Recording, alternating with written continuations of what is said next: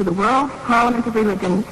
Ladies and gentlemen, welcome to the afternoon session of the opening day today, the 11th of September, 1893.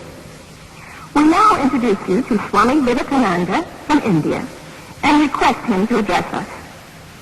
Swami Vivekananda. Sisters and brothers of America,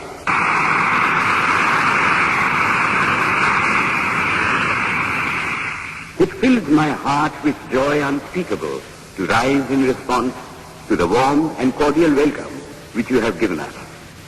I thank you in the name of the most ancient order of monks in the world. I thank you in the name of the mother of religions. And I thank you in the name of the millions and millions of Hindu people of all classes and sects. My thanks also to some of the speakers on this platform who, referring to the delegates from the Orient, have told you that these men from far-off nations may well claim the honor of bearing to different lands the idea of toleration. I am proud to belong to a religion which has taught the world both tolerance and universal acceptance. We believe not only in universal toleration, but we accept all religions as true. I am proud to belong to a nation which has sheltered the persecuted and the refugees of all religions and all nations of the earth. I am proud to tell you that we have gathered in our bosom the purest remnant of the Israelites who came to southern India and took refuge with us in the very year in which their holy temple was shattered to pieces by Roman tyranny. I am proud to belong to the religion which has sheltered and is still fostering the remnant of the grand Zoroastrian nation. I will quote to you, brethren, a few lines from a hymn which I remember to have repeated from my earliest boyhood, which is every day repeated by millions of human beings. As the different streams, having their sources in different places, all mingle their water in the sea, so, O Lord, the different paths which men take through different tendencies, various though they appear, crooked or straight, all lead to thee. The present convention, which is one of the most august assemblies ever held, is in itself a vindication, a declaration to the world of the wonderful doctrine preached in the Gita. Whosoever comes to me, through whatsoever form, I reach him. All men are struggling through paths which in the end lead to me. Sectarianism, bigotry, and its horrible descendant, fanaticism, have long possessed this beautiful earth. They have filled the earth with violence, drenched it often and often with human blood, destroyed civilization, and sent whole nations to despair. Had it not been for these horrible demons, human society would be far more advanced than it is now. But their time is come, and I fervently hope that the bell that tolled this morning in honor of this convention may be the death knell of all fanaticism, of all persecutions with the sword or with the pen, and of all uncharitable feelings between persons wending their way to the same goal.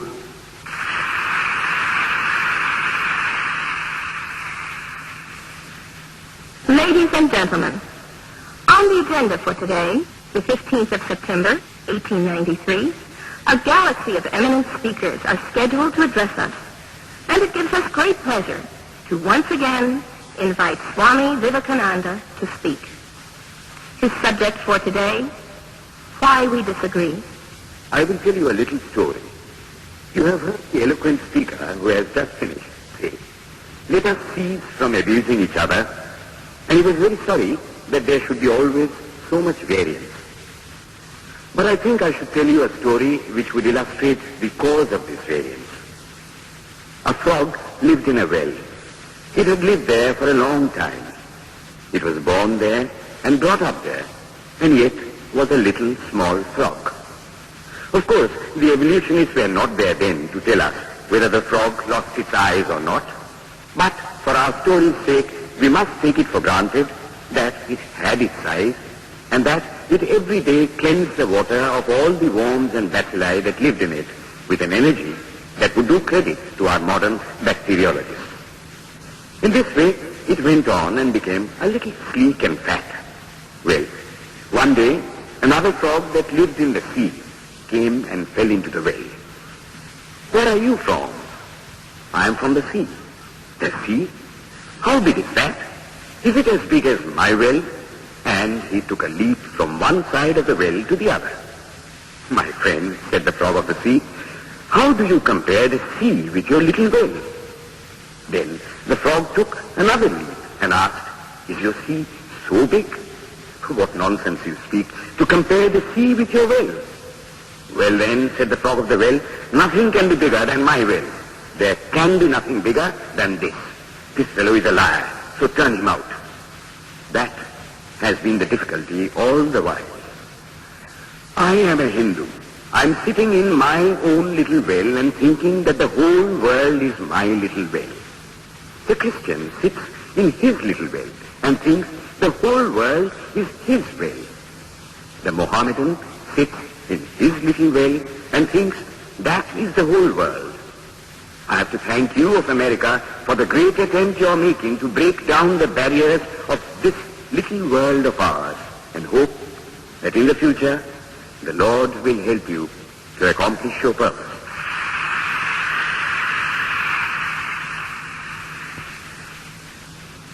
Delegates and friends, today, the 19th of September, 1893, is the 9th day of the World's Parliament of Religions. We have had the privilege of listening to many distinguished speakers from the world over address us on a variety of subjects. The time is at hand to now listen to the great monk from India, Swami Vivekananda, read his paper on Hinduism. Ladies and gentlemen, Swami Vivekananda. From the high spiritual flights of the Vedanta philosophy, of which the latest discoveries of science seem like echoes, to the low ideas of idolatry with its multifarious mythology, the agnosticism of the Buddhists and the atheism of the Jains, each and all have a place in the Hindu's religion. Where then, the question arises, where is the common center to which all these widely diverging radii converge? Where is the common basis upon which all these seemingly hopeless contradictions rest? And this is the question I shall attempt to answer. The Hindus have received their religion through revelation, the Vedas. They hold that the Vedas are without beginning and without end. It may sound ludicrous to this audience how a book can be without beginning or end. But by the Vedas, no books are meant. They mean the accumulated treasury of spiritual laws discovered by different persons in different times. Just as the law of gravitation existed before its discovery and would exist if all humanity forgot it, so is it with the laws that govern the spiritual world. The moral, ethical, and spiritual relations between soul and soul and between individual spirits and the Father of all spirits were there before their discovery and would remain even if we forgot them. The discoverers of these laws are called rishis, and we honor them as perfected beings. I'm glad to tell this audience that some of the very greatest of them were women. Here it may be said that these laws, as laws, may be without end, but they must have had a beginning. The Vedas teach us that creation is without beginning or end.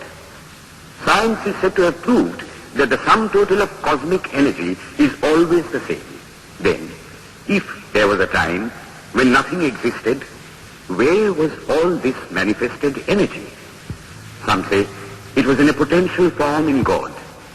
In that case, God is sometimes potential and sometimes kinetic, which would make him mutable.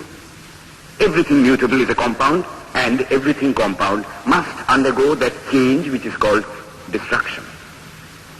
So, God would die, which is absurd. Therefore, there never was a time when there was no creation. If I may be allowed to use a simile, creation and creator are two lines without beginning and without end, running parallel to each other. God is the ever-active providence by whose power systems after systems are being evolved out of chaos, made to run for a time, and again destroyed. This is what the Brahmin boy repeats every day. The sun and the moon the Lord created like the suns and moons of previous cycles. And this agrees with modern science. Here I stand, and if I shut my eyes and try to conceive my existence, I, what is the idea before me? The idea of a body. Am I then nothing but a combination of material substances? The Vedas declare, no. I am a spirit living in a body. I am not the body. The body will die, but I shall not die. Here am I in this body. It will fall, but I shall go on living. I had also a past. The soul was not created, for creation means a combination, which means a certain future dissolution.